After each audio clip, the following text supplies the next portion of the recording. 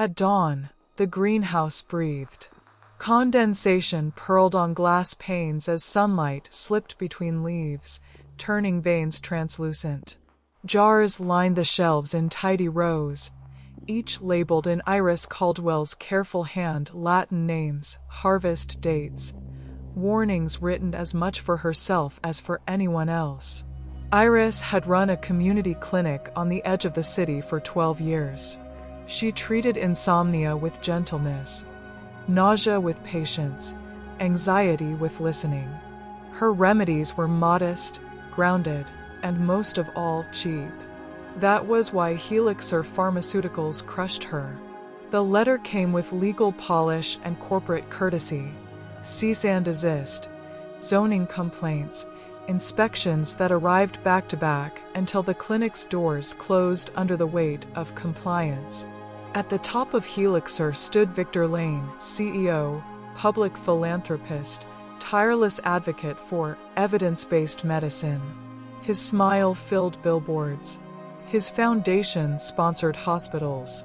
Iris didn't hate medicine. She hated suppression. In the quiet after the clinic shut down, she stood in her greenhouse and listened to leaves shift. Ethics, she knew, weren't lines you crossed, they were lines that moved when the ground did. Iris never believed plants were weapons.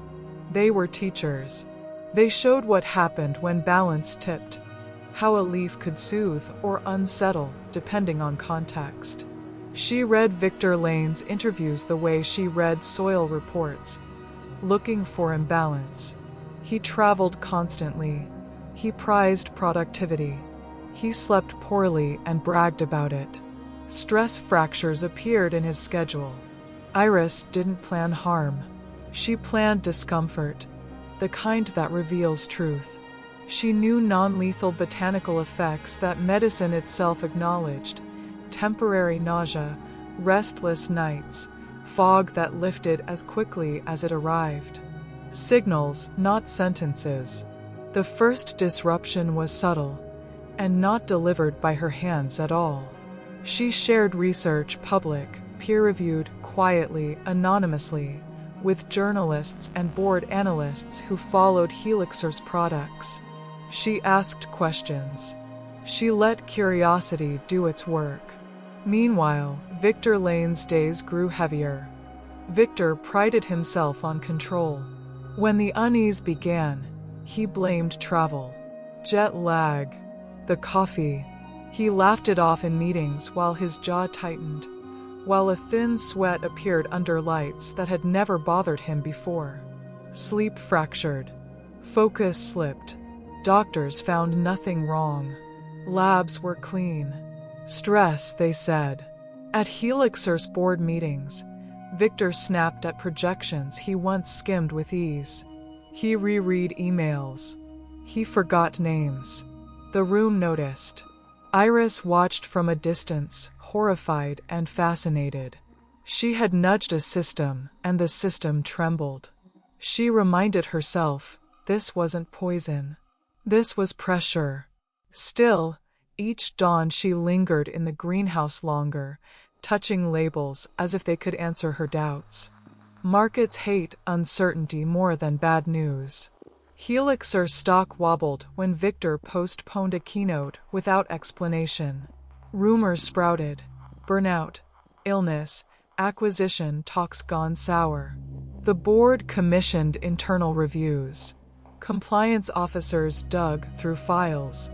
Product managers revisited suppression claims Iris had raised years earlier and been ignored. In one meeting, Victor lost his temper, loud, uncharacteristic.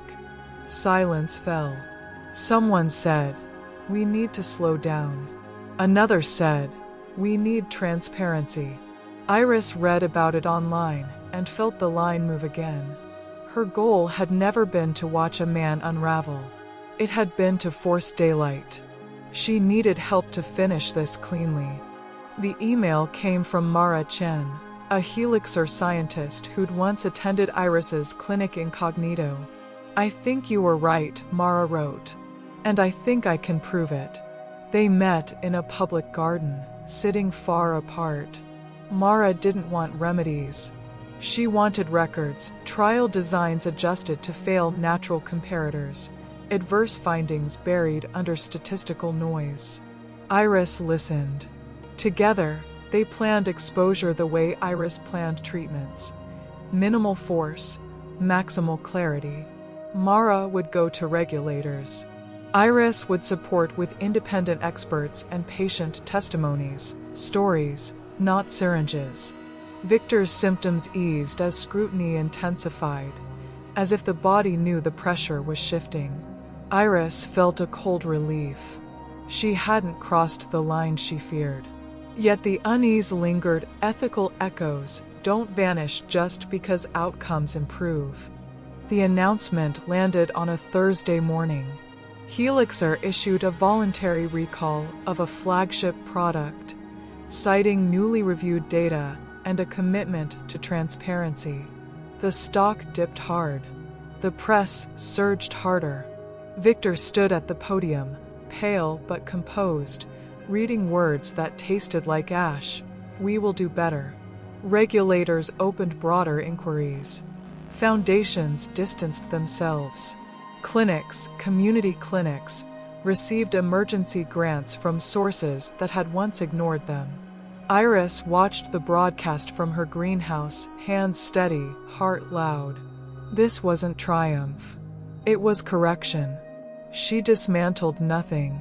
She restored a balance that had been tipped by money and fear. Months later, Iris reopened her clinic in a smaller space. The shelves were the same. The labels unchanged. She taught classes on plant ethics, where to stop, when to refer, how humility kept knowledge humane. She never spoke about Victor Lane. Sometimes, at dawn, she noticed the syringe tucked away in a locked drawer, unused, a reminder rather than a tool. She kept it there the way gardeners keep pruning shears, to remember restraint. The greenhouse breathed. Iris learned that justice didn't require cruelty, only courage and patience. Plants taught that too. How to bend without breaking, how to signal distress without killing the root. And when the sun climbed and the jars caught the light, she felt the line settle, drawn not by vengeance, but by care.